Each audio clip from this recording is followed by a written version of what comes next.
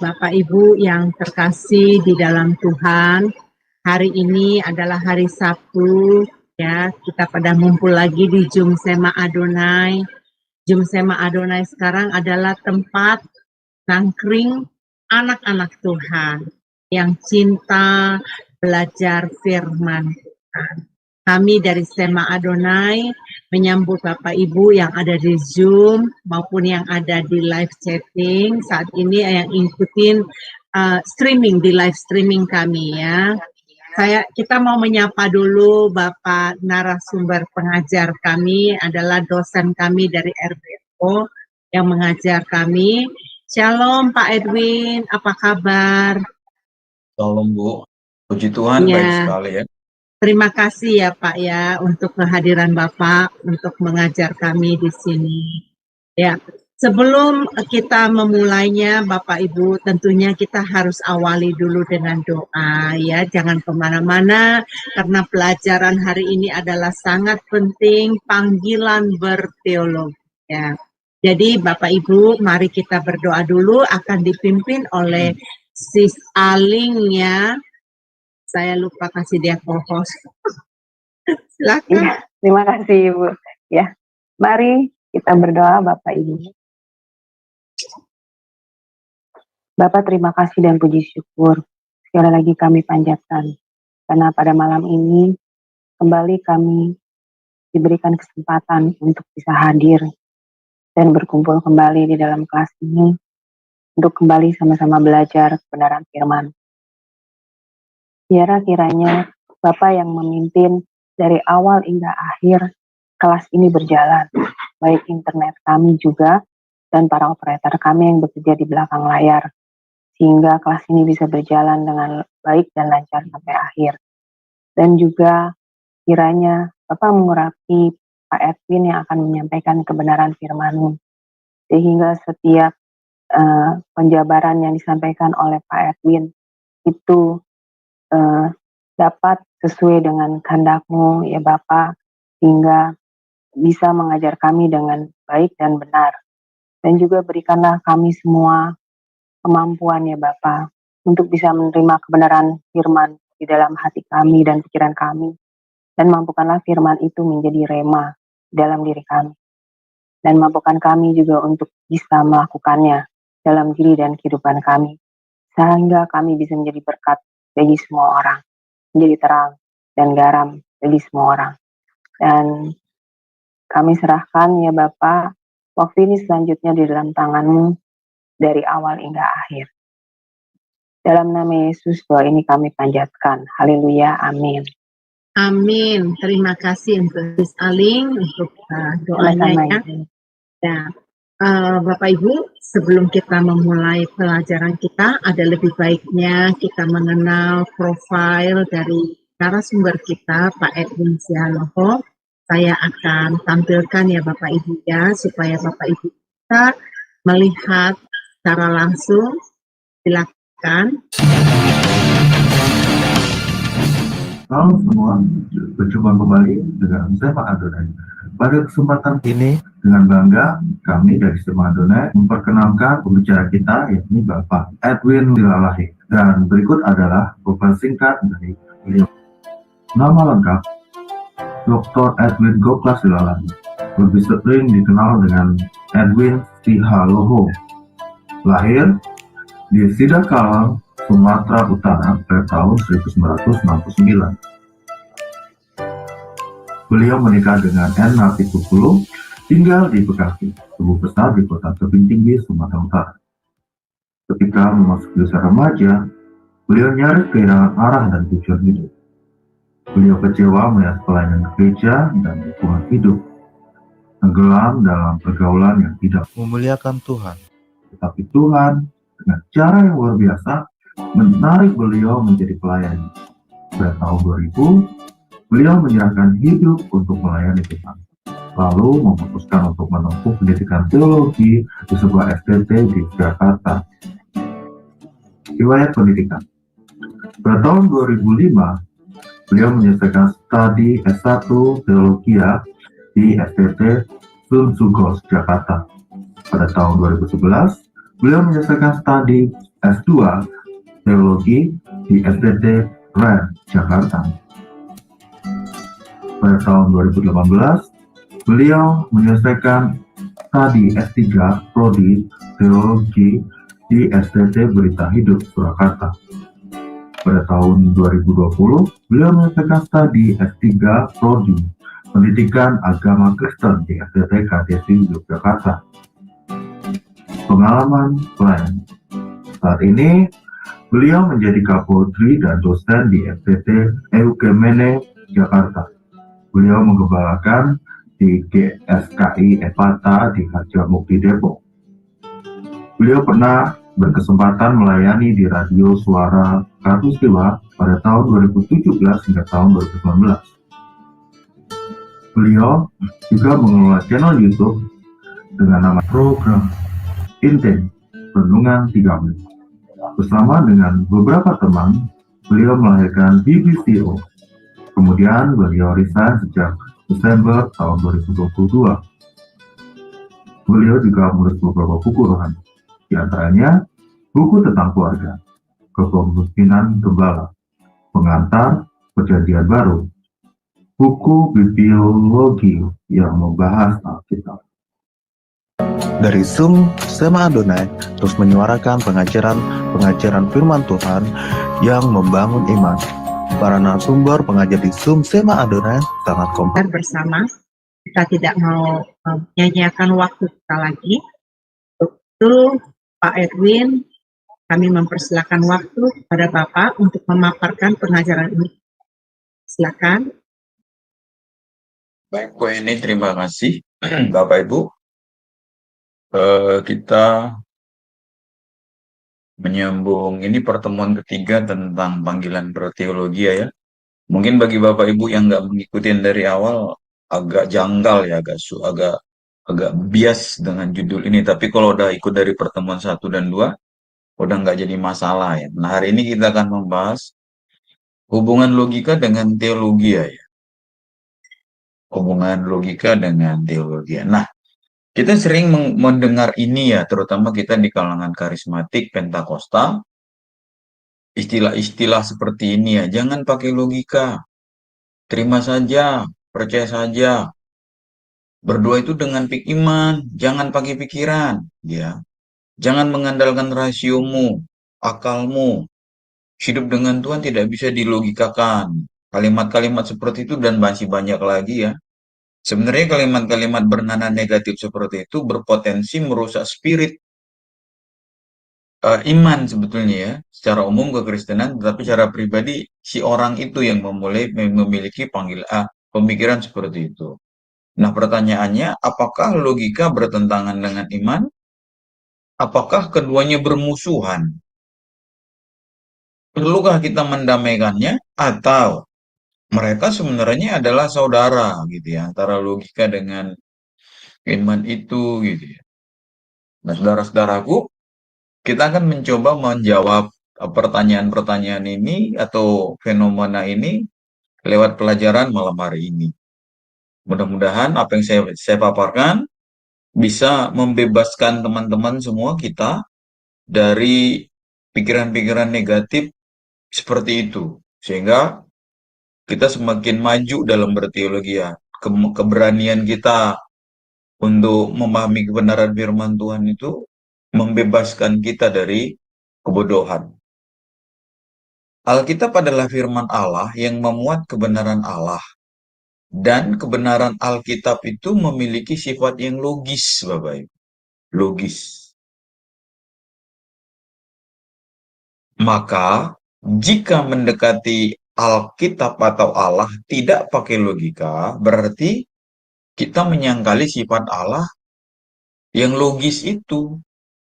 Nah, nanti kalau kita bisa menerima ini, dan kita belajar Alkitab, kenapa Yesus jadi manusia, kenapa Yesus mati di kayu salib, itu semua jadi logis gitu ya. Ketika ada orang mempersoalkan iman Kristen, Allahmu nggak bisa mengampuni gitu ya. Tinggal ngampuni saja gitu ya. Kenapa pakai drama sih, pakai Allah jadi manusia, lalu kemudian mati gitu ya. Nah, kecuali kita tidak memahami seluruh rangkaian kebenaran Alkitab tentang keselamatan, kita bisa diteror dengan pertanyaan itu. Tetapi kalau kita memahami rangkaian keselamatan itu menurut Alkitab yang dipaparkan Alkitab, maka kenapa Allah jadi manusia? Kenapa Tuhan Yesus harus mati di kayu salib? Itu logis gitu ya. Nggak ada lagi yang membuat kita bingung, ragu-ragu atau apa enggak gitu ya. Semua tuntas. Benar-benar tuntas. Tapi tentunya kita harus belajar Bapak Ibu ya. Bapak Ibu kita semua akan memiliki pemahaman yang sama persis seperti yang diuraikan oleh Alkitab. Dan sebetulnya pun perbedaan-perbedaan dalam hermeneutis ya, dalam penafsiran bisa didekati dengan damai-damai saja, nggak usah saling hujat, nggak usah saling serang. Pendeta apa teolog antar satu, gereja yang satu dengan yang lain. Kan pengalaman gereja, sejarah gereja sudah berdarah-darah ya, berdarah-darah, saling bantai, saling bunuh. Skisma besar pertama kali Katolik pecah, Bizantium Barat, Bizantium Timur makan korban. Lalu kemudian abad ke-15 muncul Protestan itu ya, Protestanisme itu berdarah-darah juga. Lalu abad 19 muncul gerakan Anabaptis, karismatis, Pentakostalisme, berdarah-darah juga. Lalu kemudian mendekati abad 20 muncul karismatis, ribut berdarah-darah juga. Saya udah cerita minggu lalu bagaimana di kampung saya, kampung yang kecil, ketika ada buka gereja, sebuah gereja Pentakosta, dilempari sama orang-orang Batak Kristen juga. Bukan orang non-Kristen yang lempari. Sambil menuduh gereja itu sesat. Karena mereka berbahasa roh. Sedih kan gitu ya. Saya masih kecil waktu itu, belum ada niat jadi pendeta, belum. Saya hanya tanya, itu rumah apa sengnya penyok-penyok begitu ya. Kacanya pada hancur. Itu kenapa aku bilang, itu gereja itu kan. Tapi dilempari sama penduduk yang beragama Kristen. Yang tempat itu didominasi oleh gereja beraliran tertentu. Hanya gara-gara perbedaan doktrin ya, pemahaman doktrin. Jadi kita akan menjadi lebih dewasa Bapak Ibu. Dan kita pun tidak akan, apa ya, tidak akan cupet gitu ya. Oh jangan pakai logika, kita akan lewat dari situ ya. Iman bukan kepercayaan buta dan picik.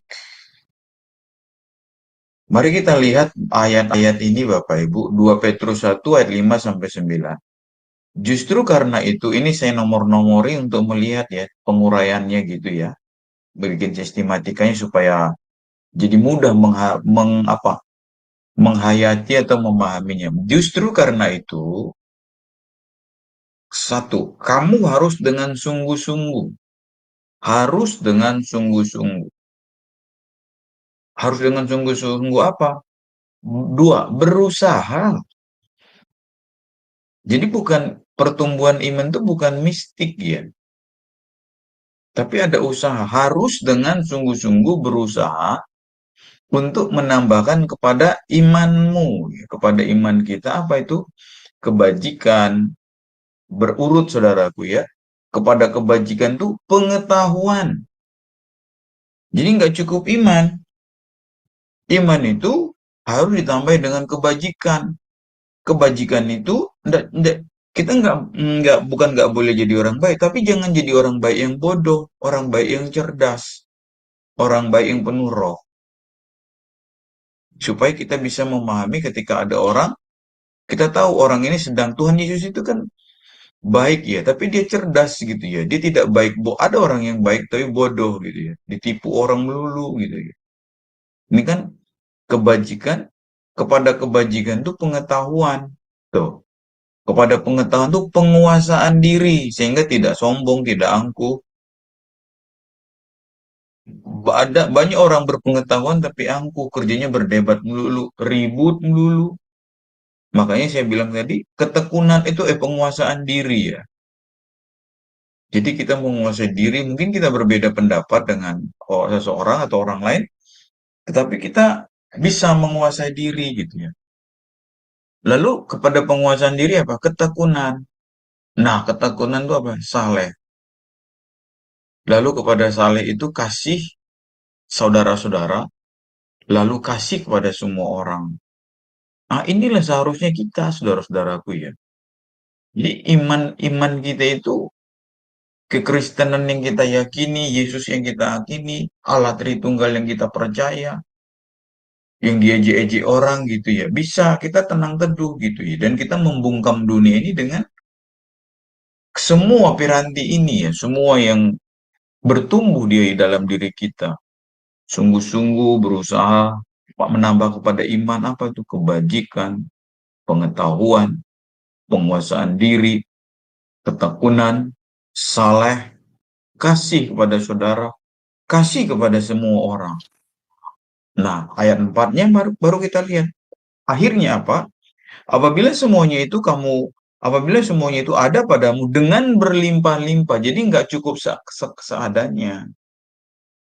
Nggak cukup seadanya ya. Harus berlimpah-limpah. Maka kamu akan dibuatnya menjadi giat dan berhasil.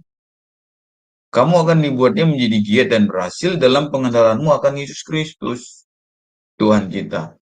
Tetapi barang siapa tidak memiliki semuanya itu, ia menjadi buta dan picik karena ia lupa bahwa dosa-dosanya yang dulu telah dihapuskan.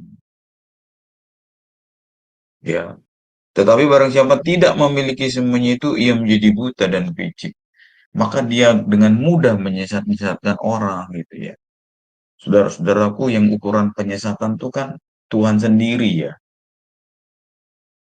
Nah, kita belajar berteologi ini ya, dalam ranah membangun ini,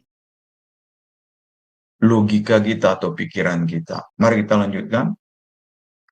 Sebagian orang Kristen memandang sinis pada logika. Mereka berkata hidup dengan Tuhan itu tidak bisa dilogikakan. Nah, apakah logika bertentangan dengan iman? Nah, untuk menjawab ini kita perlu melihat realitas di lapangan ya. Ada teolog-teolog atau mahasiswa-mahasiswa teologi yang berkuliah di teologi, di kampus-kampus teologi, tetapi mereka kering dan tidak memiliki api melayani Tuhan. Nah, ini kan jadi problema. Eh, Dulu ya Bapak Ibu mulai masuk kuliah teologi, saya pikir orang-orang mahasiswa teologi itu udah kayak malaikat semua gitu ya. Betul, pikiran polos saya. Saya kan masuk sekolah teologi nggak muda lagi ya. Saya udah usia 30 tahun. Orang umur 25 itu udah nikah, sudah punya istri, sudah apa gitu. Ini saya baru bertobat umur 30, untungnya belum menikah. Saya masuklah sekolah teologi. Saya berharap menemukan pemandangan yang adem, suasana roh yang matang gitu ya. Hidup yang melimpah penuh kasih, ada puji-pujian, ada doa gitu-gitu. Ada sih secara fisik. Tiap pagi mereka biston pagi berdoa, membaca firman. Tapi kemudian berantem juga. Ada yang bilang kehilangan sampo, yang gitu-gitu gitu ya. Kehilangan sampo lah, kehilangan duit lah, bajunya dipakai orang tanpa permisi. Lalu yang paling mengagetkan pada suatu hari bawa-bawa golok sama mahasiswa. Kejar-kejaran, yang satu lari ke jalan raya, yang satu bawa-bawa golok gitu ya, kejar-kejaran. Lalu pada suatu hari aku bertanya pada yang bawa golok itu kalau si itu kamu temui kemarin kamu bacok? Iya katanya. Beneran, beneran, iya. Itu membuat saya bingung gitu ya. Kenapa nggak sekalian bikin pelajaran silat aja gitu ya. Belajar karate, bela diri gitu. Saya hampir mundur Bapak Ibu.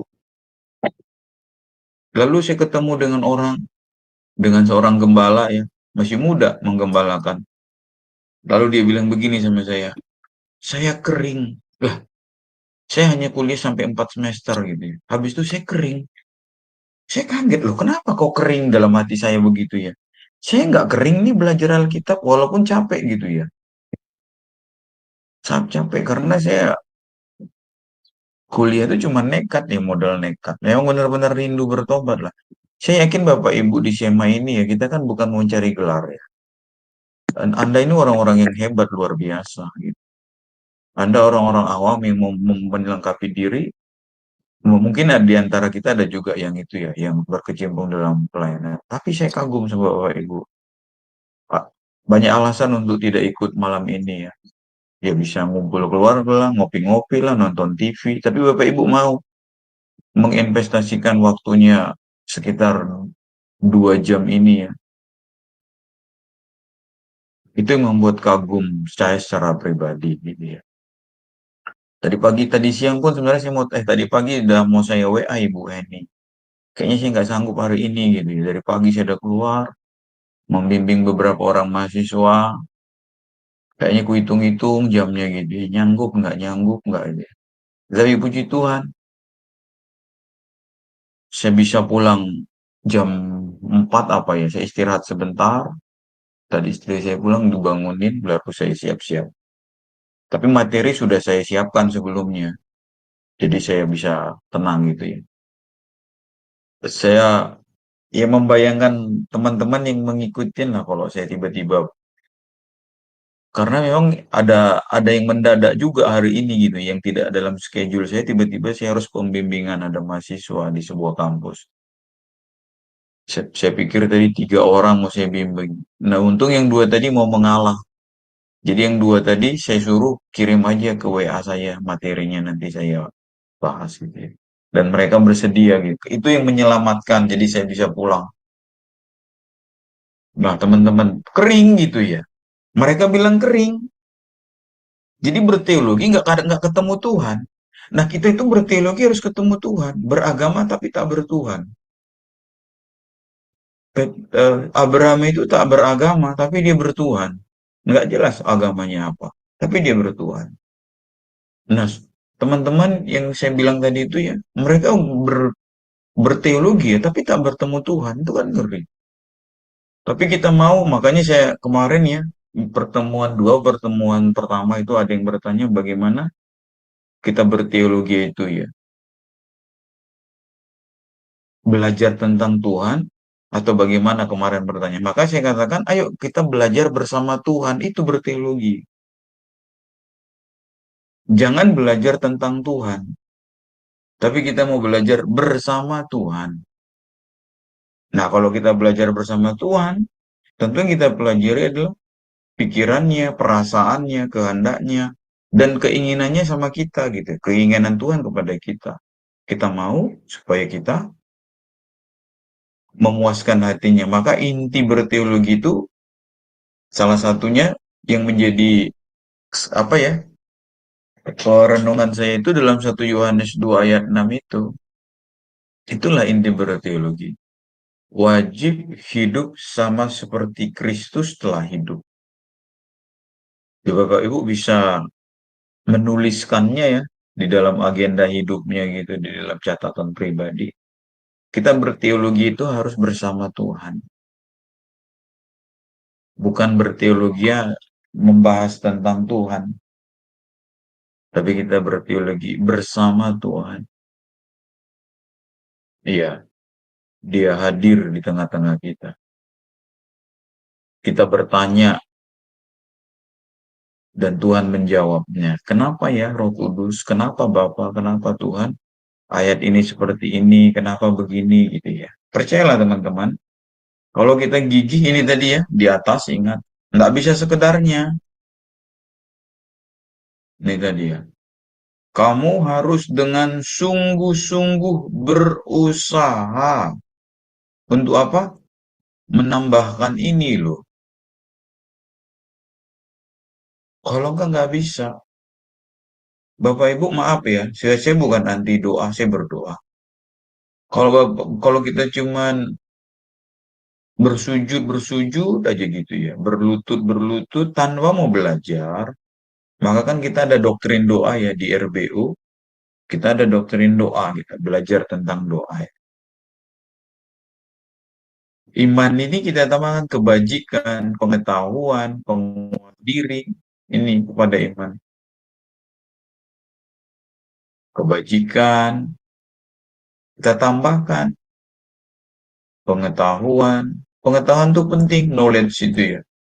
Logos. Lalu nggak cukup itu, harus ada penguasaan diri. Kalau nggak kita nanti sombong, bisa tersesat. Nah, penguasaan diri harus ada ketekunan di dalamnya gitu ya. Tekun. Terus nggak bisa keluar masuk keluar masuk. Hari ini belajar besok enggak. Nah, ketekunan ini kesalehan gitu ya. Taat, harus mengubah. Tahu banyak, nggak berubah. Kita bohong lah gitu ya. Makanya kemarin minggu lalu saya sampaikan kisah 1 ayat 1. Orang hari ini banyak yang mengajar yang tidak dikerjakannya.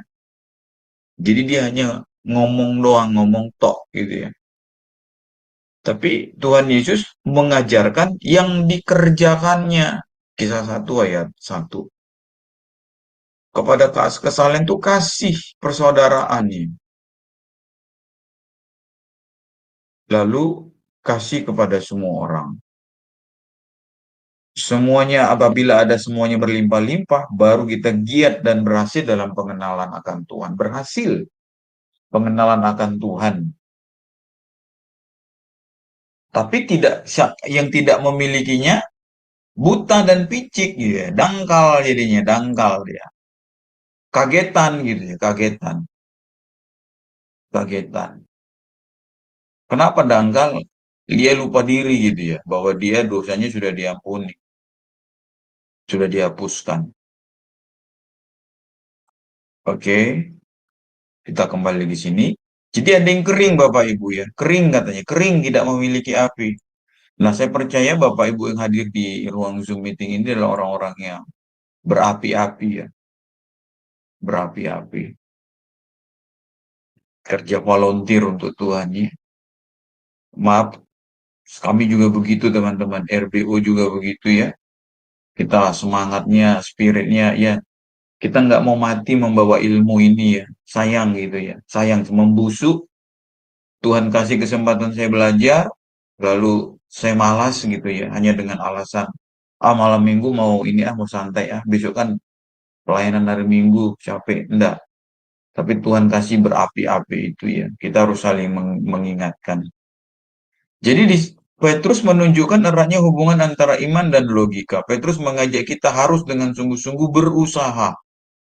Ini tadi ya, kebajikan, pengetahuan, penguasaan diri, ketekunan, kesalehan, kasihkan semua orang. Jika seorang tidak memiliki semuanya itu, ia menjadi picik. Tapi jika memilikinya, kita akan dibuat Tuhan hasil melimpah-limpah. Nah, sementara yang tidak adilnya kan gini teman-teman ya. Orang yang menyimpulkan bahwa logika bertentangan dengan iman, pada dasarnya dia sedang berlogika. Ya. Sementara ia berlogika, ia menganggap logikanya paling benar dan logika orang lain salah. Jadi nggak konsisten. Nah, ketika ada orang berkata, ikut Tuhan tuh jangan pakai logika, berdoa, berpakai iman saja. Udah. Ketika Anda mengucapkan itu pun Anda sedang berlogika gitu. Ingat saudaraku, Tuhan menciptakan manusia dengan kemampuan berlogika atau berpikir. Jadi Tuhan adalah sumber logika. Kita memiliki sifat-sifat Allah. Kita kan diciptakan segambar serupa dengan Allah itu ya. Jadi Allah itu adalah Allah yang logika gitu ya. Allah yang berpikir. Allah yang kreatif. Allah yang inovatif. Dia menciptakan dari yang tidak ada menjadi ada. Bukankah itu menggambarkan pribadi Allah yang berpikir itu, yang kreatif itu. Lalu giliran kita mendekati Allah yang pusat berpikir itu, tidak boleh berpikir, tidak boleh berlogika. Itu kan jadi tidak make sense nih. Tidak konsisten. Nah, Logika Allah itu adalah Alkitab merupakan penjabaran logika Allah. Di satu sisi pengertian logos itu kan logika ya. Logos. Secara literasi.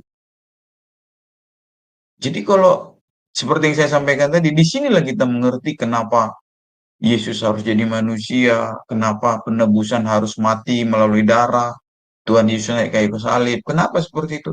Itu logikanya Allah. Lah kalau logikanya Allah kita lawan, siapa kita kan gitu ya. Dari mulai kejadian sampai kitab Wahyu itu logikanya Allah. Allah sedang menuangkan pokok pikirannya.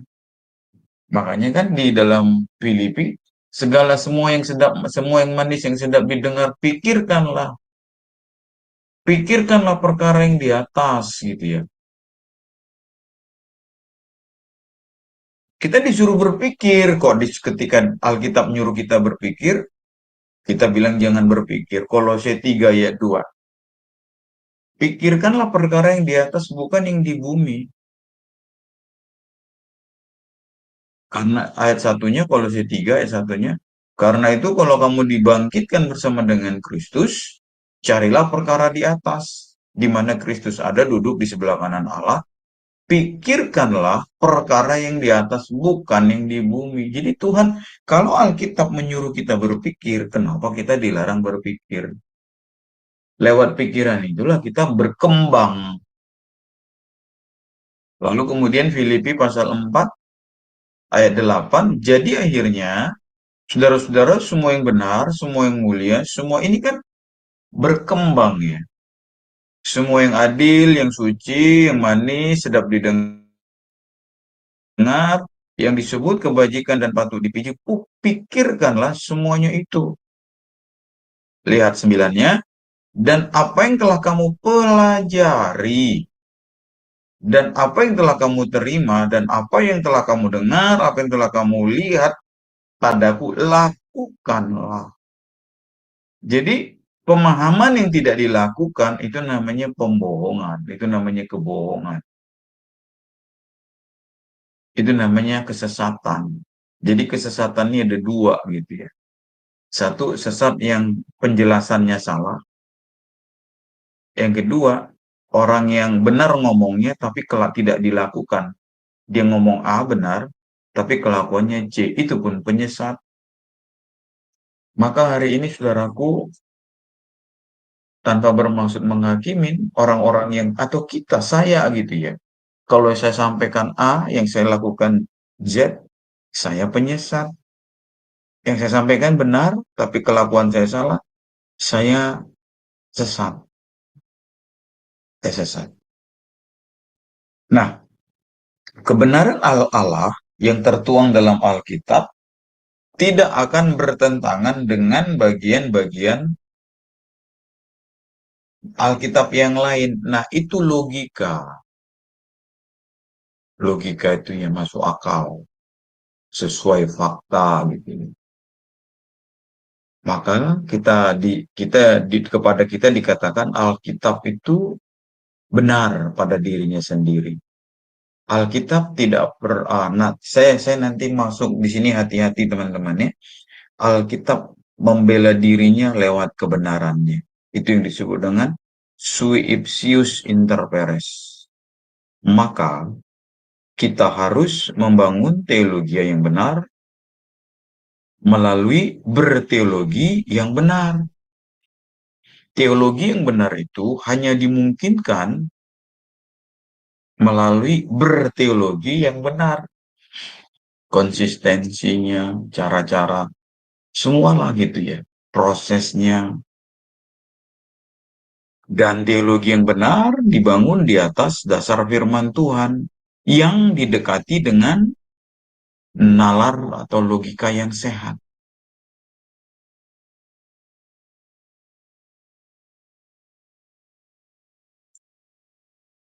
Oke. Kebenaran Allah pasti logis. Ini tadi sudah saya jelaskan ya. Mengapa Allah menjadi manusia, mengapa penebusan harus melalui darah, Kenapa kita makan perjamuan kudus, kenapa kita minum anggur, makan hosti roti. Itu kan semua ada penjelasannya. Lewat penjelasan itu nalar kita menerima.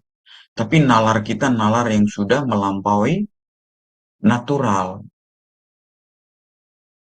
Kalau enggak kan nanti orang bilang orang Kristen itu agama pemakan daging, agama Dracula. Kenapa? Karena makan darah dan karena makan daging dan minum darah Tuhan Yesus. Kan nggak begitu gitu ya. Nah, kalau ada yang mengolok-olok kita kan nggak usah kita cemas, nggak usah kita lemes, nggak usah kita jadi minder. Iya ya. Kalau orang Kristen Dracula ya. Orang-orang karismatik tiap bulan awal minggu pertama makan itu perjamuan kudus. Katanya itu darah tubuh dan darah Yesus. Semua jadi logis gitu. Kenapa kita nggak bakar kurban? Kenapa nggak ada syariat-syariat keagamaan?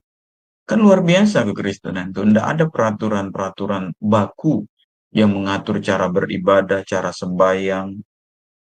Nggak ada gitu yang kelihatannya menjadi kusyuk syahdu yang membuat bulu kuduk meremang. Nggak ada. Tapi logika kita menerima gitu, sudah menerima. Bahkan ketika logika kita menerima semua hal-hal iman itu, kita akan bertumbuh, saudaraku. Tapi kalau logika kita nggak bertumbuh, terjadi reject itu ya, penolakan terhadap kebenaran supranatural itu. Allah adalah kebenaran dan Allah berbicara pada kita melalui firman yang berarti firman-Nya adalah kebenaran. Maka Allah dan firman-Nya, nih Bapak Ibu ya, pasti logis. Dan ini yang dikatakan Tuhan Yesus, jika ya, hendaklah kamu katakan ya. Jika tidak, hendaklah kamu katakan tidak. Apa yang lebih dari itu berasal dari si jahat. Simple kan gitu. Matius 5:37. Nah, perkataan Tuhan Yesus itu menjabarkan 3 hukum asas logika. Jadi bisa diterangkan, saudara. Hukum identitas, principium identitas, iya berarti ya, bukan tidak ya. Dan tidak pun berarti tidak, bukan iya. Nah, hari ini kan zaman relativitas ini kan sumir gitu. Iya itu berarti bisa, tidak iya itu bisa jadi tidak, tidak itu bisa jadi iya. Nggak jelas hari ini. Dan kita mau keluar dari lingkungan dunia ini, saudara. Kita mau tidak dikhamiri, kita tidak mau dicemari oleh pikiran prinsip berpikirnya dunia. Iya itu iya, tidak itu tidak. Nah, iman itu menganut hukum logika, hukum kontradiksi. Ya, tidak bisa sekaligus tidak, gitu ya.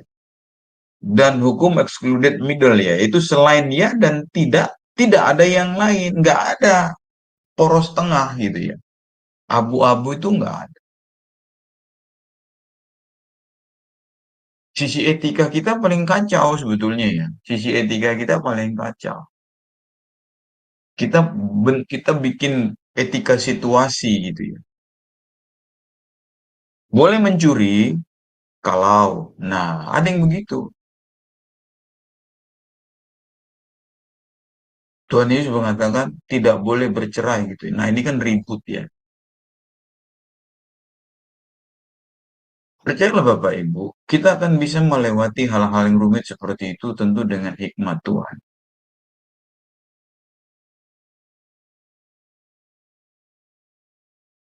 Jadi semuanya ada reasonnya ya, ada alasannya. Inilah yang harus kita ajarkan kepada jemaat, bukan malah mengajak jemaat meninggalkan logika.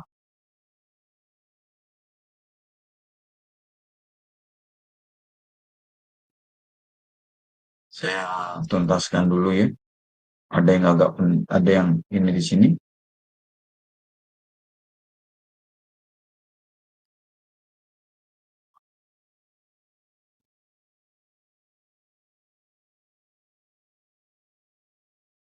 Nah, hubungan logika dan iman.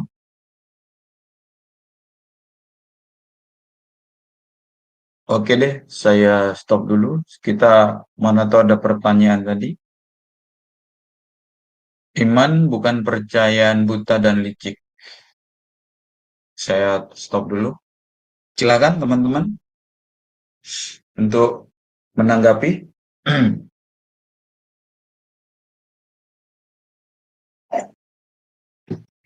Bu Eni belum dibuka, Bu, mute-nya, Bu Eni. Ya, silakan, Aling, silakan. Iya, iya. Terima kasih Bu Heni. Shalom, Pak Edwin. Selamat malam. Ya, salam. Ya, Pak, saya mau bertanya, apakah hikmat itu sama dengan logika, Pak? Iya, terima kasih Pak Edwin.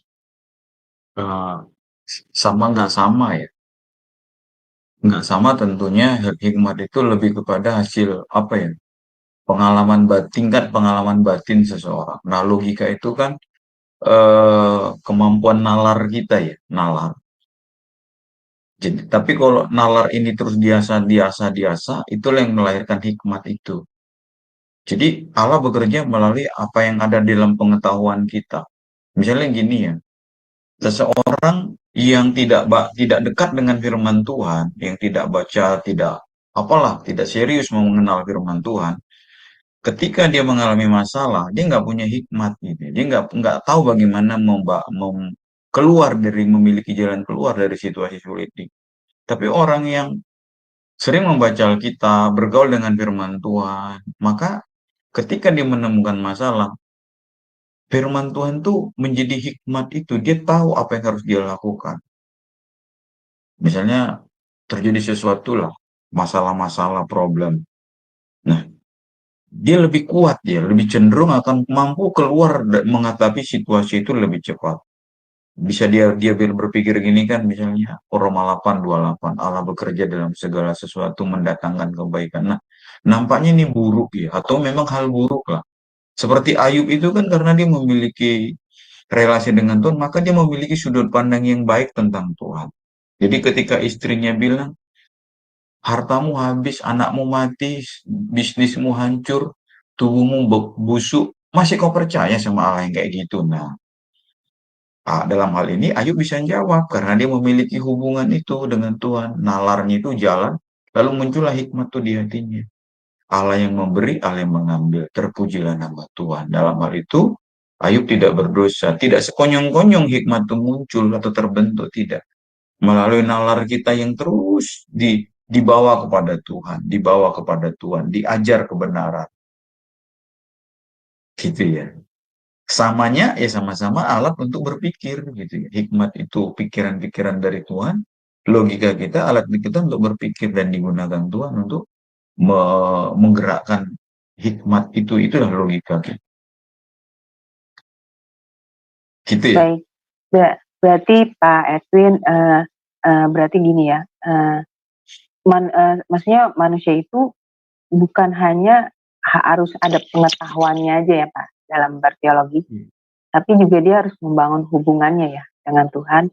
Baru nalar dari logikanya itu bisa menjadi hikmat, seperti itu ya Pak. Secara garis besarnya. Tadi di Petrus sudah kita lihat ya. Itu kan logika kan? Berusaha sungguh-sungguh. Nah, menambahkan pada iman, kebajikan. Nggak cukup jadi orang baik, tapi orang baik yang pintar pengetahuan. Nggak cukup pengetahuan, harus ada pengendalian diri supaya nggak sombong. Harus ada kesalehan. Terus berurut dia gitu. Iya. Itulah Alkitab. Ya. Iya, terima kasih Pak Edwin untuk penjelasannya. Tuhan berkati. Sama-sama Bu. Baik, makasih Sus Aling. Ini Pak BN, Bang Navapai, apakah mau bertanya sesuatu? Silakan buka mute-nya.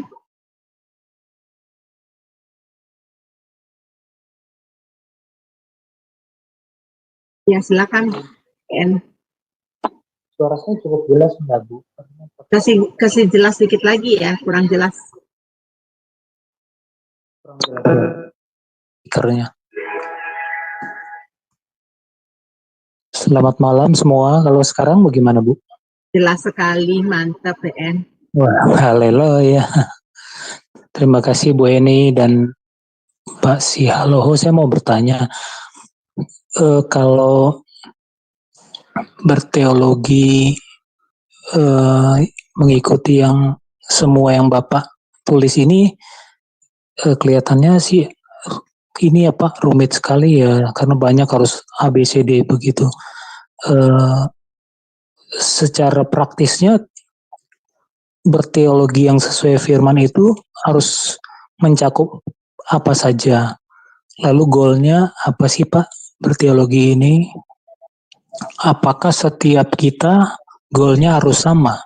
Padahal kan pemahaman kita terhadap menerima firman ini beda-beda ya. Apakah goalnya sama? Terus goalnya berteologi ini apa? Dan secara praktis harus memenuhi apa nih supaya kita berteologinya sesuai firman. Terima kasih Pak. Saya udah berusaha membuat ringkas ya, sederhana. Da 1 Petrus tadi kan itu cuman saya nomor-nomori doang ya.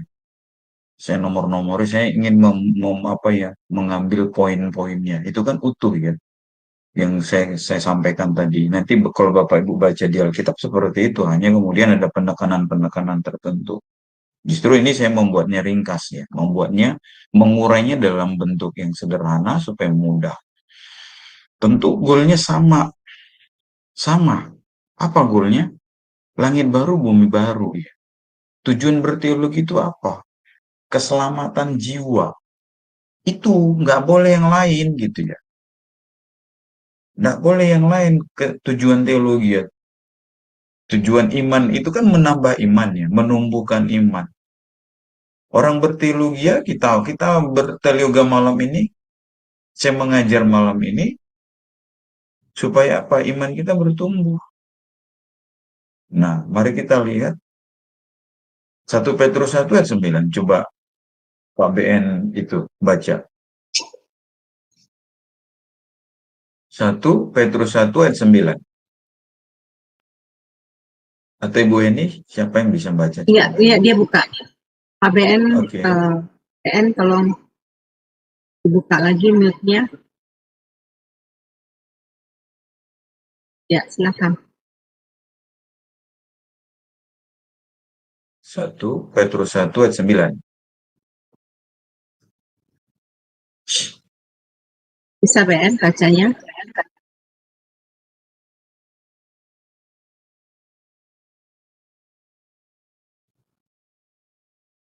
Dapat nggak BN?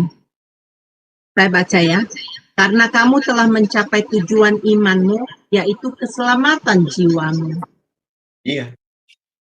Iman itu harus bertumbuh. Nanti di slide berikutnya kita akan lihat. Iman itu harus bertumbuh. Bagaimana cara membuat iman bertumbuh? Melalui berteologi ini. Belajar intinya. Orang yang nggak belajar, nggak akan bertumbuh. Belajar itu apa? Inti belajar adalah mengubah dari bodoh menjadi pintar, dari tidak pengalaman menjadi pengalaman, dari tidak tahu menjadi tahu. Nah, pengetahuan inilah yang membuat orang itu naik kan gitu ya. Dari tidak tahu menjadi tahu, dari bodoh menjadi pintar, menjadi terus gitu ya. Jadi orang Kristen yang tidak belajar, ya. Oke. Jadi orang Kristen yang tidak belajar tidak akan bertumbuh. Makanya tadi sinkron banget dengan Petrus tadi. Tambahkan kepada imanmu kebajikan pengetahuan, pengetahuan pengandalan diri, kesalehan, kasih akan itu ya. Jadi goalnya harus sama. Walaupun memang pemahaman kita berbeda-beda. Maksud saya gini, tingkat penerimaan, tingkat pemahaman kita tidak sama. Tapi kita punya tujuan yang sama. Apa itu?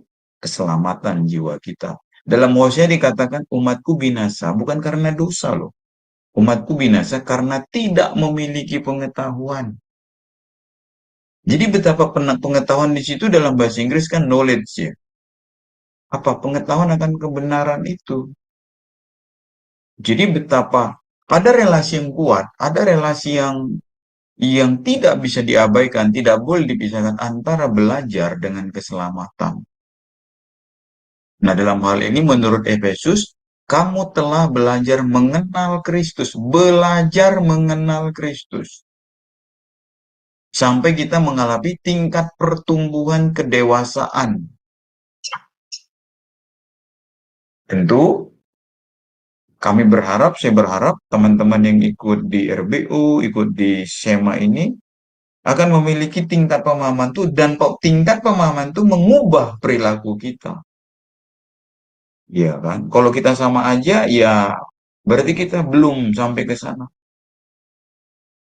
Jadi kalau apakah tujuan atau goalnya? Ya keselamatan jiwa kita. Gitu.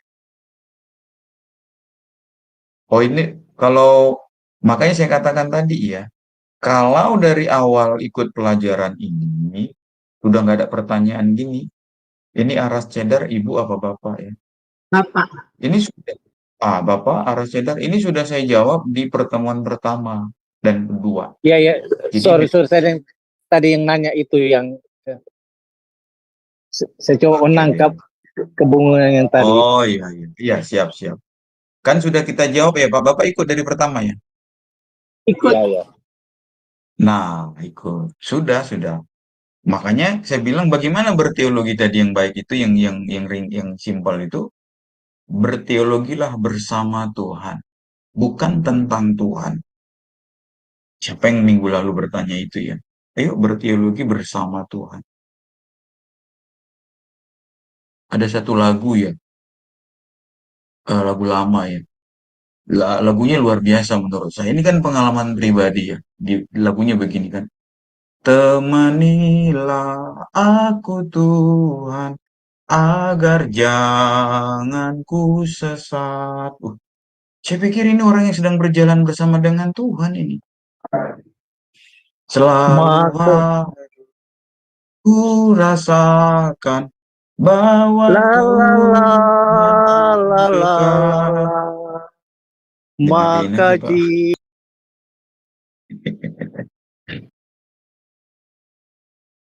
Temanilah aku Tuhan, agar jangan ku sesat. Ayo berjalan bersamaku. Sama seperti Musa, kalimatnya itu menurut saya kalimat yang sangat luar biasa. Dia bilang gini, Tuhan, kalau kau tidak menyertai aku tidak mau pergi, aku tidak mau jalan. Tuh. Mana bisa aku menanggung 2 juta orang ku pimpin dengan keras tengkuk seperti ini. Maka Tuhan mengatakan, aku akan menyertaimu. Lalu Tuhan meneguhkan tiang awan, tiang api, mana 40 tahun, terus. Itulah berteologi itu ya. Jadi bagaimana Pak kita berteologi yang baik dan benar? Berteologilah bersama Tuhan. Kita baca Alkitab, Tuhan sertai aku, ajari aku, supaya ku pahami tulisan-tulisan ini ya. Dan ubah menjadi bahasamu, suaramu gitu. Saya minggu lalu apa kapan ya? Alkitabmu itu sudah menjadi bersuara nggak? Menjadi suara Tuhan nggak gitu ya? Alkitab kita ini sudah bersuara nggak? Melalui Alkitab kita bersuara nggak Tuhan kepada kita? Ini berteologi. Bukan kita bahas-bahas. Ini begini kok begini, nih kok begini. Enggak. Tapi bersuara dia. Itulah hikmat tadi ya. Itulah hikmat tadi.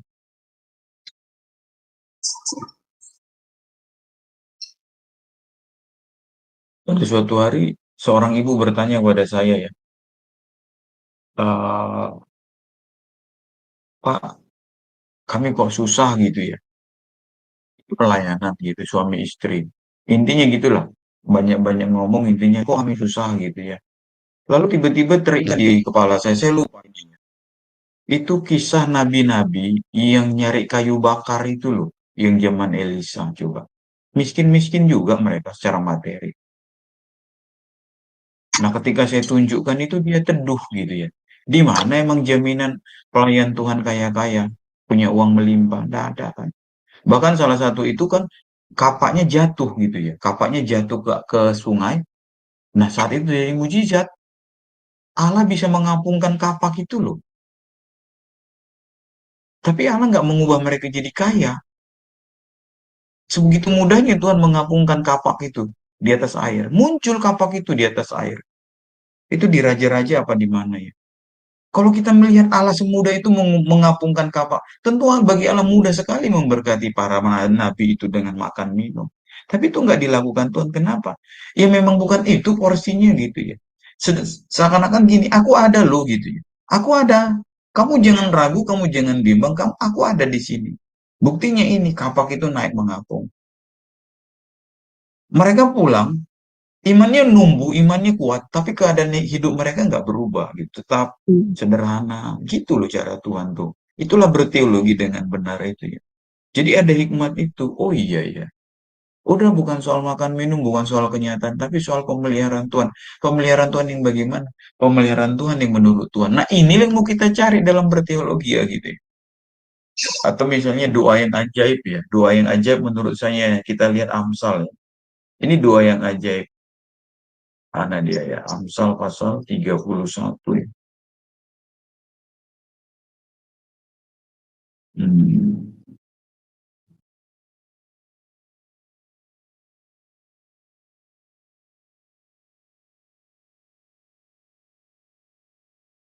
Ya, 30. Oh, 30 ya. Sorry. 30. Ini kan eh tentang hikmat itu ya. Nah, ayat 7 ya. Ayat 7. Coba Ibu Eni ayat 7, Ayat 7-nya 8, berbunyi demikian. Ayat 7 dan 8. Orang fasik 9, diseret 9 oleh ya. penganiayaan mereka. Enggak, Amsal selum Amsal 30. Oh, Amsal 30 bukan 21 ya. Iya, iya, Amsal 30 ayat 7 sampai 9. Dua hal aku mohon kepadamu, jangan itu kau tolak sebelum aku mati, yakni Ya. jauhkanlah daripadaku kecurangan dan kebohongan. Jangan berikan kepadaku kemiskinan atau kekayaan, biarkanlah aku menikmati makanan yang menjadi bagian, supaya kalau aku kenyang, aku tidak menyangkalmu dan berkata, siapa Tuhan itu? Atau kalau aku miskin, aku mencuri dan mencemarkan nama Allah. Ya, kita berdoa rata-rata Tuhan berkati aku melimpah-limpah, kan itu doa kita. Nah, kita belum berteologi secara benar, tapi kalau berteologi secara benar ini jangan kasih aku kekayaan, jangan aku miskin gitu ya. Kita kan Tuhan berkati aku melimpah-limpah 10, 60, 100 ribu kali lipat. Lalu amin kita ramai-ramai gitu. Nah, itu kan coba. Jadi ada gap teologi kita. Dan kenapa kita begitu? Karena kita diajarin seperti itu. Jadi simpel aja belajar bersama Tuhan, carilah kehendak Tuhan. Nah, lewat itu kita akan bertumbuh. Lewat pertumbuhan kita itu kita akan matang. Begitu ya, Pak BN ya. Saya harap bisa dipahami.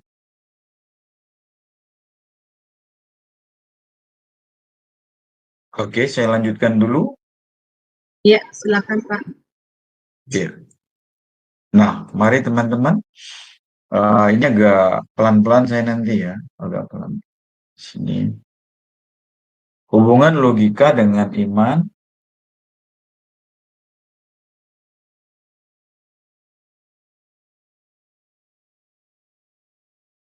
Iman adalah penurutan kepada kehendak Allah. Nah, pertanyaannya, mengapa kita menurut? Jadi Bapak Ibu sebetulnya kalau kita boleh catat itu ya, kalau kita boleh mendefinisikan iman sebenarnya ini definisi iman. Bukan Ibrani 11 ayat 1 itu. Iman adalah dasar segala sesuatu, tidak sih. Iman itu secara simpel ini artinya kepenurutan kepada kehendak Allah. Tingkat penurutan inilah yang bertumbuh. Tapi pertanyaannya mengapa kita harus taat? Mengapa kita harus menurut? Nah, tingkat penurutan ini berkaitan dengan tingkat pengenalan kita kepada Allah, tingkat pengenalan seseorang kepada Allah.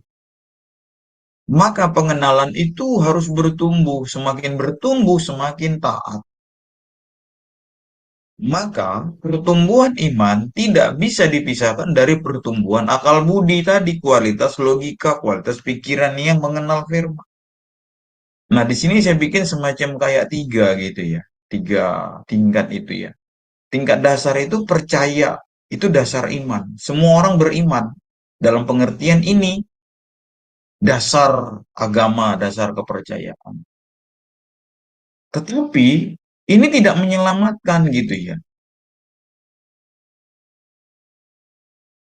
Yakobus katakan, iblis juga percaya bahwa Allah itu ada, Allah itu Maha Kuasa. Tapi dia nggak Nah, masuk ke level ini, mempercayakan diri. Apakah iman kita sudah sampai di sini? Sudah. Kalau boleh dikuantitatifkan, kita masih angka 4, angka 2, belum 10 gitu ya, belum 100. Coba umpamanya kasus yang sama dikasih Tuhan sama kita. Seperti ya Tuhan bilang sama Abraham. Abraham tuh sudah mapan, sudah punya istri, punya bisnis, punya pekerjaan. Lalu pada suatu hari Tuhan bilang, Abraham pergi keluar dari rumah bapakmu. Hebat dia saudaraku. Dia punya ini, dia sudah di level ini. Dan puncaknya nanti, dia dapat dipercaya. Apa? Tuhan bilang begini, minta anakmu. Dikasih loh. Kita boro-boro dapat dipercaya, mempercayakan diri kita aja baru berapa gitu ya. Grade-nya baru berapa? 3, 4, 2, 1, 5. Nah ini PR besar kita, saudara-saudaraku. Semakin kenal, misalnya beginilah ya. Bapak Ibu kan nggak kenal sama saya secara utuh kan. Taunya kita ketemu di sini, di ruang Zoom meeting ini, lalu biodata saya sebagian kecil diutarakan. Lahir di Kalang, dosen di mana, bla bla. Hanya itu aja gitu. Tapi makin intens kita berkenalan, makin intens kita bicara, itulah tingkat pengetahuan kita makin bertumbuh. Sampai akhirnya Bapak Ibu percaya sama saya, atau kita saling mempercayai diri, mempercayakan diri ya. Kalau tiba-tiba saya bilang sama Bu Huiling ya, Bu saya main ke rumah Ibu, mana berani dia gitu ya, biarpun saya dosennya gitu ya. Mana berani dia. Tiba-tiba salah satu teman lah di sini. Pak saya besok mau ke Jambi, siapa tadi ya? Saya nginap di rumah ya. Siapa? Enggak mungkin. Mungkin sungkan ya, mungkin sungkan. Tapi bahkan dibikin alasan gitu. Tapi coba aku teman akrabnya. Aku nginap di rumah kamu ya. Langsung disiapinnya kamar. Kenapa? Tingkat pengenalannya itu utuh gitu ya. Orang dia tahu sifat kita, kita tidak akan mencuri, kita tidak akan nyusahin, kita enggak. Pertemuan tuh jadi nikmat lewat apa? Saling belajar mengenal gitu ya. Jadi saudara-saudaraku maaf ya, kita tuh masih di sini sebetulnya. Jadi bayangin umur kekristenan kita sudah 40 tahun, 30 tahun, tapi kita masih di dasar aja. Ngeri kan iman kita? Karena kita nggak mengenal Allah itu dengan utuh. Nah, kita harus naik ke level ini, mempercayakan diri. Seperti ada sebuah cerita ya, ada seorang tukang akrobat, dia merentangkan tali dari sini sampai ke sana, lalu dia berjalan di rentangan itu, lalu dia balik lagi. Orang-orang tepuk tangan kagum. Sampai dia bilang, siapa di sini yang mau berjalan sama saya gendong. Nggak ada yang berani. Sampai seorang anak kecil berkata, saya mau gitu ya. Lalu si anak itu dengan tenangnya digendong bapaknya. Kenapa? Karena itu anaknya gitu. Itu anak kandungnya. Anaknya atau teman latihannya. Coba kita nggak pernah latihan sama dia. Nggak ada chemistry-nya. Bubar. Selangkah pun kita udah menggeliat jatuh. Gitu.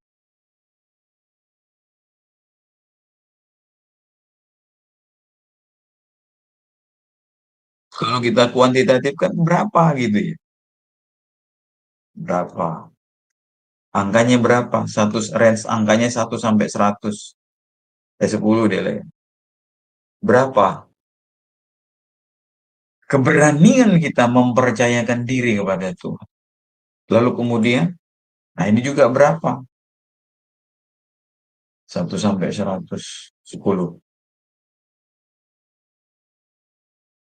Inilah masalah iman kita. Kita nggak dapat dipercaya. Dan seringkali Tuhan menahannya gitu. Sebetulnya Tuhan bukan menahan.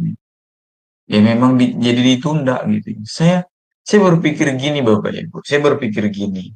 Mungkin ada kesamaan pemikiran ini ya. Ini tentu dalam perenungan saya dan sifatnya subjektif. Saya dulu sebelum bertobat tuh ya ada saya punya pekerjaan lah ya. Saya punya karyawan 30. Bukan saya yang punya perusahaan itu bukan. Tapi saya dipercaya jadi pimpinannya. Saya punya karyawan 30, sekitar 20-an di lapangan, tiga orang atau 4 orang. Jadi ada jenjangnya ya, karyawannya, ada pengawas, baru ada admin. Jumlahnya 30 semua. Jadi saudara-saudaraku, mungkin ini karena saya juga punya sifat pribadi yang dalam tanda petik yang murah hati lah gitu ya. Tapi yang mau saya sampaikan di sini, saya tahu psikologi seorang pemimpin karena saya pernah jadi pemimpin. Entah bagaimana caranya tiba-tiba saya teliti tuh anak buah saya, karyawan saya. Saya suruh kalau mukanya yang saya suruh senyum, itu yang sering saya suruh. Lalu diam-diam kita traktir dia, kita kasih makan dia, gitu loh. Tapi kalau yang saya suruh orangnya memang formal, masuk jam 8, pulang jam 5, lewat dari itu nggak mau, hitung-hitungan. Orang ini sampai kapanpun tidak akan pernah kita suruh gitu ya, kecuali terpaksa. Tidak ada lagi orang baru dia kita suruh. Lalu hati kita pun tak melekat sama dia. Saya pikir ini hal natural saja. Saya pikir pola pikir ini ada mirip-miripnya juga dengan pengamatan Tuhan kepada kita. Sebetulnya dia sudah akan memberkati kita. Cuman karena kita kurang sabar, kurang ini, pengenalan kita akan Allah itu kita putus asa. Akhirnya Tuhan stop gitu ya. Padahal tinggal tunggu dikit lagi gitu ya. Tinggal tunggu, sabar aja kamu, sabar aja. Tekun aja di situ. Jadi gitu ya. Saya menghayati ini ya ternyata gitu. Makanya saya bikin lagu gini ya. Ajar aku Tuhan, untuk tidak terlalu lambat berjalan. Ajar aku Tuhan, untuk tidak terlalu cepat melangkah. Ini doa saya gitu. Ajar aku Tuhan untuk selalu tepat di hadirat-Mu. Nah, untuk mengetahui presisi ketepatan itu kan butuh ini kan, koneksitas yang utuh kepada Tuhan. Terus suami istri itu kan gitu. Kenapa suami istri bercerai? Karena mereka nggak mau komitmen meleburkan diri. Akhirnya nggak percaya. Nggak percaya itulah yang menyebabkan bubar. Cemburu gitu ya. Tak dapat dipercaya. Lalu nggak mempercayakan, nggak mempercayakan diri. Makanya kan gini Bapak Ibu. Ya ini soal istilah ya, soal diksi aja. Bapak Ibu setuju, nggak setuju juga nggak jadi masalah. Orang selalu, apa sih kasih itu? Gitu. Apa sih kasih itu? Kebanyakan orang selalu menjawab kasih itu pengorbanan. Tapi saya tidak mau menyentuhnya dari sisi negatif. Saya mau menyentuhnya membawa kita kepada sisi positifnya. Kasih itu memberi. Kasih itu memberi. Saya tulis di sini ya. Kasih itu memberi. Dan orang yang memberi itu tidak pernah merasa berkorban. Tapi kalau orang yang mengatakan kasih itu adalah berkorban, maka pada suatu hari dia akan mulai hitung pengorbanan. Karena sudah mulai habis. Kasih itu memberi. Dan orang yang memberi tidak akan pernah kehabisan.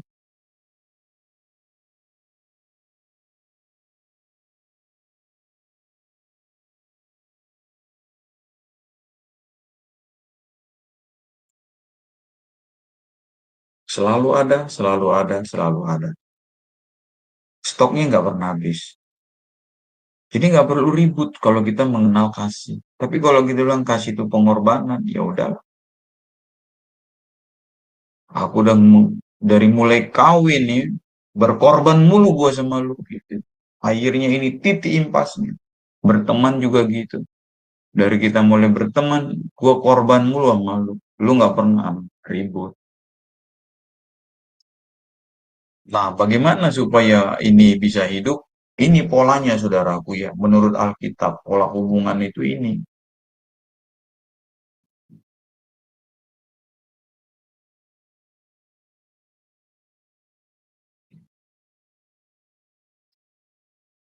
Tunduk atau taat itu ya. Tunduk atau taat dengan kasih. Polanya ini, kasih. Ini pola yang dibangun Allah. Hai suami, kasih istrimu. Hai istri, tunduklah pada suami. Seperti Kristus tunduk pada Bapa. Jadi Bapa mengasihi Kristus, Kristus tunduk pada Allah, pada Bapa. Dan inilah pola hubungan. Ini bukan hanya pola hubungan keluarga dan rumah tangga, ini pola hubungan manusia. Hai pimpinan, kasih karyawanmu. Hai karyawan, taatlah pada pimpinanmu. Hai bos, kasihi anak buahmu. Hai anak buah, taatlah pada bosmu. Abaikan dulu ya bos yang kejam, abaikan dulu ya. Ini sedang cerita pola hubungan. Ini pola hubungan, saudaraku. Ini yang Alkitab. Ukurannya Kristus. Dan ingat tadi, iman itu ketertunda. Arti iman tadi yang kita pelajari adalah kepenurutan akan Allah. Kasih. Jadi kalau kita nurut pada Allah, kita tidak akan kehilangan kasih. Ketundukan ini menciptakan kasih juga di hati kita. Dan ingat saudaraku, Allah dulu lebih mengasihi kita. Nah, ini kan simpel ya, sederhana ya. Cuman melakukannya, aduh beratnya. Enggak kita lakukan ini. Hai orang tua, kasih anak-anakmu. Hai anak-anak, taatlah pada orang tua. Anak berontak. Karena apa? Kekurangan kasih. Orang tua selalu bilang, kasih-kasih. Gue sudah sediain uang untuk lo gitu ya. Dari pagi sampai malam aku cari duit. Kaki jadi kepala. Bukan itu gitu ya. Betul. Tapi kan kasih itu gitu ya. Betul, Anda keluarga butuh uang. Tapi uang tanpa kasih. Apalagi kalau uangnya uang haram gitu ya. Uang yang nggak benar gitu ya. Nah, kita sampai melebar ke sini ya. Kita kembali ke atasnya. Tapi ini saudaraku, saya ingin menunjukkan ini. Nah, iman merupakan premis dasar dari struktur logika kita. Nah, premis iman adalah, nih ya Bapak Ibu, Allah ada. Nah, ini saya kasih huruf besar semua ya. Maka, ini saya taruh di sini. Ayo, pelan-pelan ya. Pelan-pelan. Alkitab kita tidak sedang atau bukan buku yang sedang membuktikan Allah itu ada. Tetapi Alkitab adalah Alkitab kita percaya bahwa Allah ada. Alkitab kita tidak sedang membuktikan Yesus Allah. Tapi Alkitab kita percaya bahwa Yesus Allah. Ini kurang. Alkitab tidak sedang membuktikan Yesus manusia. Alkitab percaya bahwa Yesus manusia. 1 Yohanes 1 ayat 1. Apa yang telah ada sejak semula, yang telah kami dengar, yang telah kami lihat dengan mata kami, yang telah kami saksikan, yang telah kami raba manusia ya, dengan tangan kami. Apa? Tentang firman hidup, itulah yang kami tuliskan kepadamu. Kitab suci, ini perbedaannya saudaraku. Kitab suci adalah buku yang membuktikan Allahnya benar, Allahnya ada. Nabinya benar, nabinya ada. Berbeda dengan Alkitab kita, kitab suci kita. Alkitab tidak sedang membuktikan Allah ada. Makanya Kejadian pasal 1 dibuka. Pada mulanya Allah menciptakan. Pada mulanya Allah.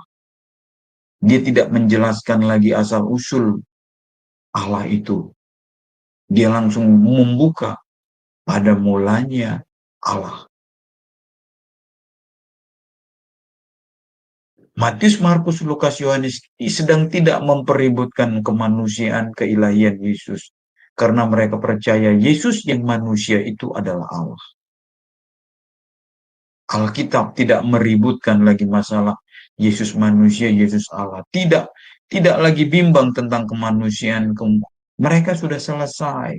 Saya mengajak kita untuk memiliki pemahaman ini, saudaraku. Jadi kita nggak gelisah lagi, teman-teman. Silahkan dunia ini bergulir, tapi bagi saya iman saya sudah teguh.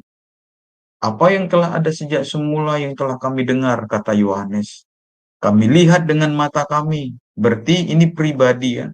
Kami saksikan dan kami peraba, kami pegang dengan tangan kami. Siapa itu? Tentang firman hidup. Itulah yang kami tuliskan kepadamu.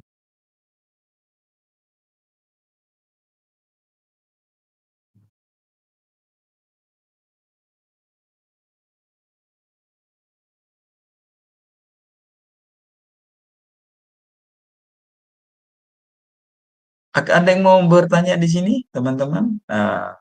Ini yang saya bilang tadi. Ini yang saya bilang tadi ya.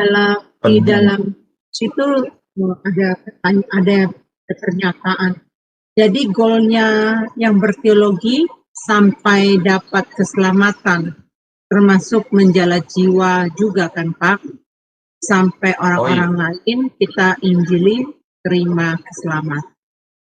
Ya betul. Maka orang yang bertumbuh imannya tidak akan bisa diam. Siapa yang minggu lalu bertanya, ya Pak, apa buktinya, apa yang menunjukkan bahasa roh palsu dengan bahasa roh benar itu ya? Kan saya jawab singkat aja ya, lihat buah hidupnya berubah nggak? Kalau buah hidupnya berubah, kelakuannya berubah, ya itu benar. Kalau nggak itu cuma ikut-ikutan. Lalu nanti keselamatan jiwa, orang yang sudah selamat jiwanya, pasti memikirkan keselamatan orang lain. Pasti, pasti. Kalau ada orang bilang, Pak, iman saya bertumbuh, tapi dia nggak memikirkan keselamatan tetangga, nggak ada satupun jadi target doanya. Itu hanya dia perasaan selamat. Perasaan selamat. Padahal dia nggak selamat juga. Gitu. Selamat itu apa dulu? Apakah soal surga? Enggak, bukan soal surga. Soal selamat itu adalah dikembalikan. Orang yang dikembalikan hidupnya kepada rancangan semula. Maka kita semua rindu memiliki teman-teman bertumbuh. Kita mengikut seperti Kristus. Itulah keselamatan. Dan orang yang seperti Kristus pasti selamat. Makanya kan Tuhan Yesus katakan Yohanes 14. Aku mau di mana aku berada, kau pun berada. Jadi melampaui surga, saudara-saudaraku. Keselamatan itu melampaui surga. Keselamatan kita itu adalah kita berada di mana Yesus berada. Iya, tentu Yesus di surga. Iya dong, gitu. Jadi bukan sekedar surga lagi target kita. Tapi kita mau bersama-sama dengan Yesus. Aku mau di mana aku berada, kamu pun berada. Di rumah Bapakku banyak tempat tinggal, kan gitu ya. Oke. Ya, apakah ada lagi Bapak Ibu yang mau bertanya?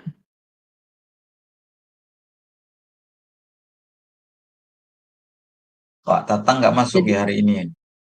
Ya, Pak Tatang nggak masuk hari ini, Pak Dewa. Ya. Ya, Ini Dewa. panggilan berteologi ini mungkin sangat membingungkan banyak orang, Pak. Karena mereka pikir panggilan berteologi ini hanya khususkan untuk setiap orang. Umpamanya ada jabatannya siapa gitu. Nah, mungkin belum disadari panggilan berteologi ini adalah bagi setiap umat percaya. Setiap kita memang wajib ya untuk berteologi itu sudah dijelaskan oleh Pak Win, karena kita mau membawa berita kebenaran itu, dan tentunya dituntut bagi kita dulu yang harus berubah ya Pak ya. Iya. Kita dulu yang harus dipenuhi oleh hidup kebenaran itu, baru bisa kita berteologi. Jadi kita berteologi jadi tidak menjadi batu sandungan. Apakah betul itu Pak yang saya tangkap? Dan sederhana aja sebenarnya ketika kita bicara sorga itu sudah berteologi. Jadi kita semua ini sebenarnya pada teolognya teolog-teolog. Nah, di pertemuan pertama sudah saya jelaskan, ada yang mendalami dan menjuruskannya, ada yang tidak gitu aja. Ketika Anda berdagang, menghitung untung rugi ini penghasilanku, itu sedang berteologi gitu ya. Jadi teologi ini bukan hak eksklusif milik rohaniawan, bukan hak eksklusif mahasiswa teologi, bukan, tapi milik kita semua. Ketika kita berbicara Tuhan, kita sedang berbicara teos, logos itu. Nah, agama ini kita berteologi gitu ya. Jadi, itulah yang sudah kita jelaskan di pertemuan pertama kemarin. Nah, oke, kalau enggak saya tuntaskan aja ya. Ya, silakan Di Pak, karena kita akan ada acara berikutnya. ya, oke. Nah, logika perlu iman karena tanpa iman logika cenderung menolak Allah. Jadi liberal. Sebaliknya, iman perlu logika agar kita bisa mempertanggungjawabkan iman. Iman perlu logika agar kita bisa memperoleh kesimpulan-kesimpulan yang diakibatkan oleh iman itu dan kita bertumbuh sehingga memiliki iman yang lebih luas dan lebih dalam. Dan Bapak Ibu, Allah melatih logika kita untuk melawan logika iblis. Sebetulnya kan gini ya, misalnya Yakobus 4 ayat 7, lawanlah iblis, maka ia akan menjauh daripadamu. Kita seringkali tidak sampai ke situ, kita tidak lawan iblis, kita yang lari terbirit-birit. Mendekatlah kepada Allah, dan ia akan mendekat kepadamu. Tahirkanlah tanganmu, lawanlah iblis. Kita disuruh aktif. Jangan cuman iblis sudah dikalahkan, musuh sudah dikalahkan, lalu kita nggak mengalahkan. Bukan begitu. Nah, itulah yang salah berteologi. Nah, lihat ini saya angkat beberapa ayat Matius 22 ayat 37. Kasihilah Tuhan Allahmu dengan segenap hatimu dan dengan segenap jiwamu dan dengan segenap akal budimu. Saudara-saudara yang kekasih, janganlah percayakan setiap roh, ujilah. Nah, uji ini kan perlu logika. Ujilah roh-roh itu apakah mereka berasal dari Allah, sebab banyak nabi-nabi palsu yang telah muncul dan pergi ke seluruh dunia. Maka yang harus kita lakukan, ini Bapak Ibu, pikiran kita harus disandarkan kepada kebenaran firman. Alkitab mengatakan untuk percaya kepada Tuhan dan tidak mengandalkan pengertian. Inilah dia. Amsal 3 ayat 5, 1 Petrus 3 ayat 15 tadi, kuduskanlah Kristus dalam hatimu sebagai Tuhan, dan siap sedialah pada segala waktu untuk memberi pertanggungjawaban, untuk berapologetika. Tuhan memerintahkan kita untuk memberikan alasan kepada orang yang meminta, kenapa kamu percaya Yesus? Nah, inilah dia puncaknya tadi kan, muaranya tadi keselamatan jiwa, dan pengembangannya adalah memberitakan Injil itu. Itulah dia. Ketika nanti Bapak Ibu memahami pengertian-pengertian dari lewat pembelajaran di Shema ini, Bapak Ibu menyampaikannya, itulah dia, berhasillah kita pelajaran ini.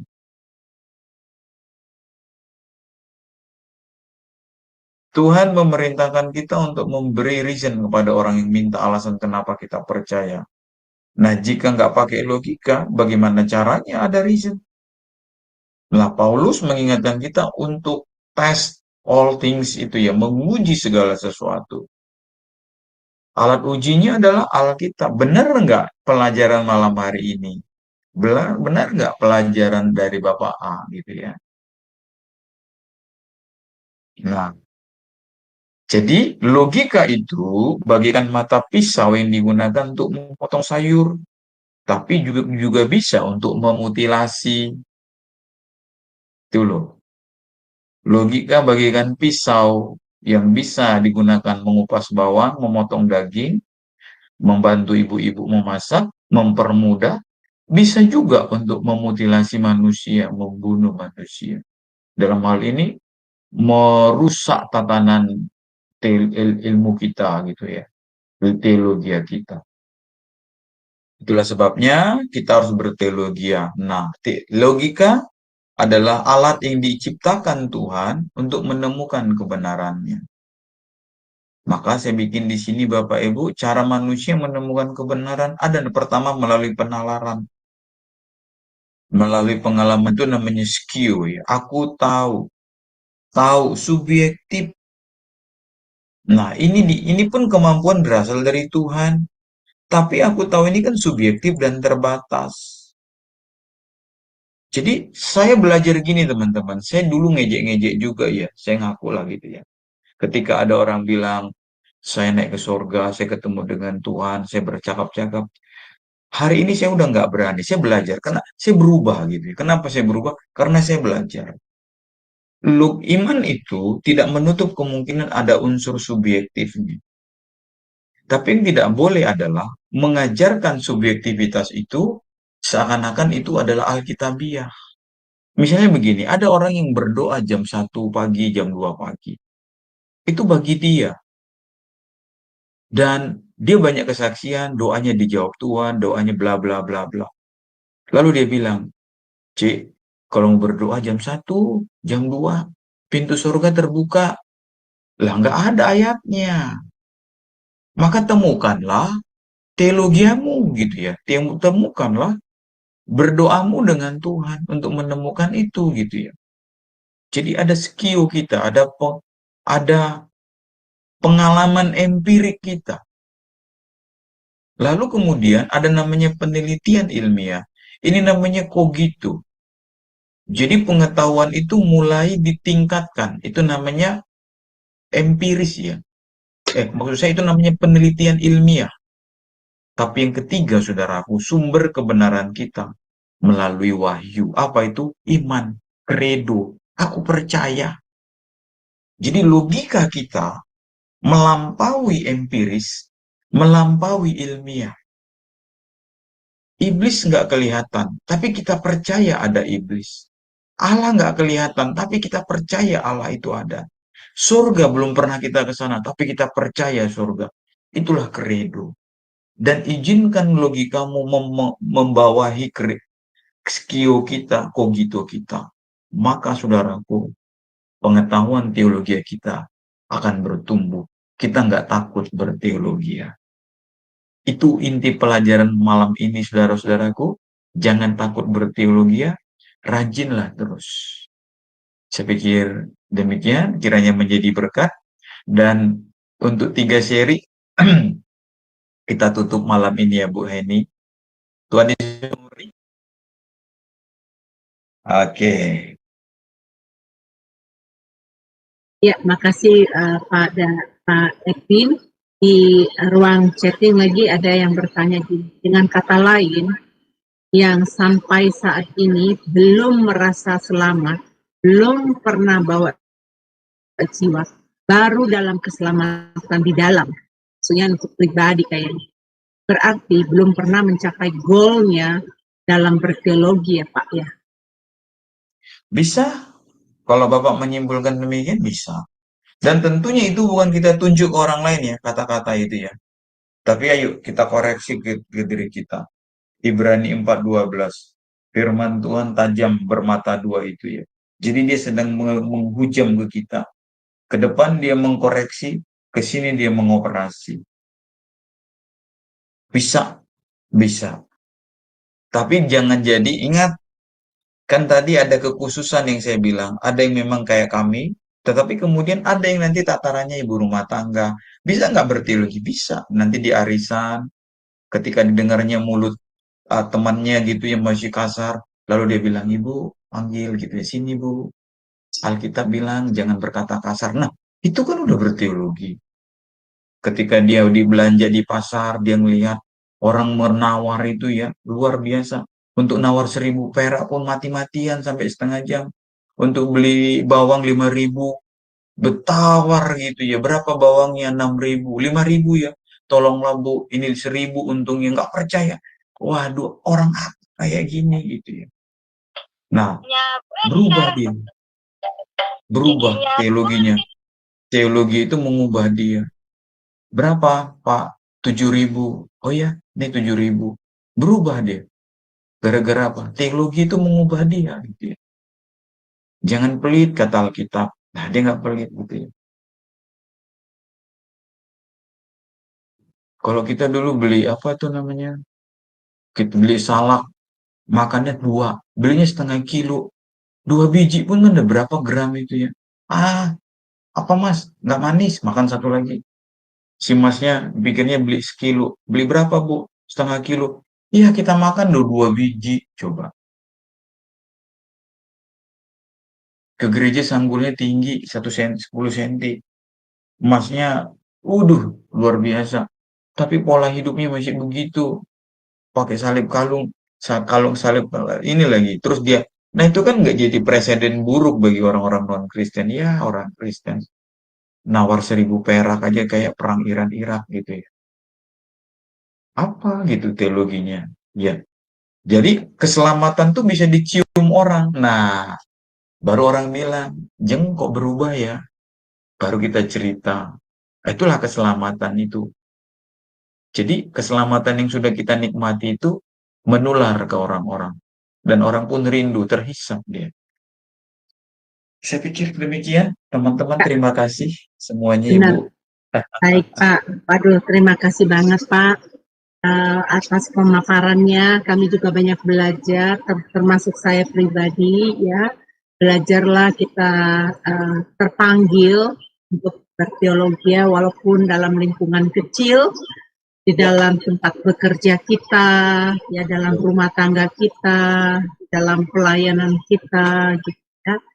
Jadi jangan menjadi orang munah kalau saya bilang Pak, munafik Pak, bisa mengajar, tapi kehidupannya tidak diwarnai dengan kebenaran.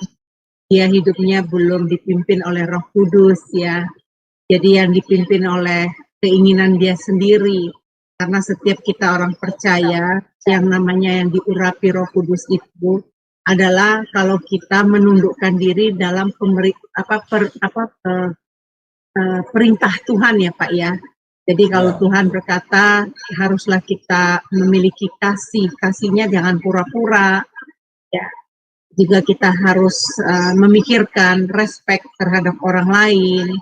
Bagaimana juga kita peduli tentang keselamatan orang lain, karena kita menangkap visi dan misinya Tuhan itu bukan untuk kita pribadi ya. Jadi cara berteologi yang benar itu ada ada persyaratannya ya Pak ya, tidak hanya asal mau berteolog aja gitu.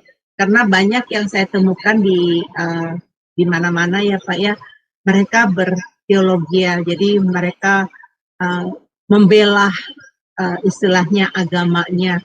Tetapi saya sering sekali miris karena saya melihat dari gaya hidup mereka bagaimana mereka mengibarkan ke bendera kerajaan Allah, sedangkan dari tutur kata mereka, dari cara mereka berpikir sudah salah. Jadi ternyata untuk mau supaya kita bisa berteologi dengan benar, saya mengundang Bapak Ibu yang mendengarkan acara ini. Kami di RDO ya, kelas online yang terbuka selama 3 hari ya, belajar hari Senin, Selasa dan Rabu. Belajarnya sangat praktis sekali ya, dan free. Free itu tidak bayar sama sekali. Tidak ada uang komitmen. Sama sekali tidak ada uang. Jadi Bapak Ibu bisa mendaftarkan diri ya kepada kami. Hubung waktunya sudah tepat juga karena ada session yang berikutnya. Saya minta kesediaan Pak Edwin untuk memimpin kita di dalam doa dan memberikan kami berkat ya Pak ya. Ya.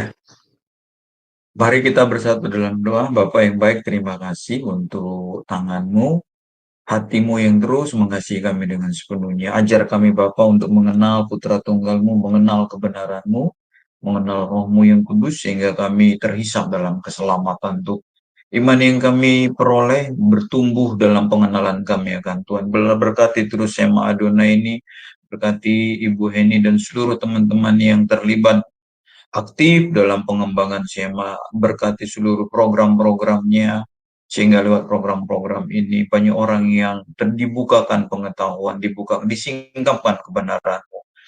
Dan para dosen pengajar, orang-orang yang terlibat juga, teman-teman dosen yang terlibat juga Tuhan memberkati. Kami akan usai Tuhan malam hari ini sebelum melanjutkan pelajaran berikutnya. Kami mohon tangan-Mu terulur dari surga untuk memberkati kami. Mari saudara-saudaraku, terimalah berkat Tuhan. Tuhan memberkati engkau dan melindungi engkau. Tuhan menyinari engkau dengan wajahnya dan memberikan engkau kasih karunia. Tuhan Yesus yang baik itu senantiasa menghadapkan wajahnya kepadamu mulai sekarang sampai selama-lamanya. Haleluya. Amin. Tuhan Yesus memberkati kita. Ya, makasih banget Pak atas Ya, Bu. ininya. Bapak Ibu dan teman-teman semua yang ada di studio maupun yang ada di acara kami. Ya. Terima kasih atas kebersamaan kalian. Saya berharap kalian belajar sesuatu dan saya percaya di minggu-minggu depan kita akan belajar metode pelajaran-pelajaran yang baru ya. Baik Bapak Ibu, terima kasih untuk kebersamaannya. Sampai saat ini kami akan mengundurkan diri dan selamat malam dan jangan lupa untuk mengikuti acara berikutnya karena acara kami yang berikutnya adalah pengajaran dari Pendeta Lukas Ricardo. Dia akan membahas materi pelajaran.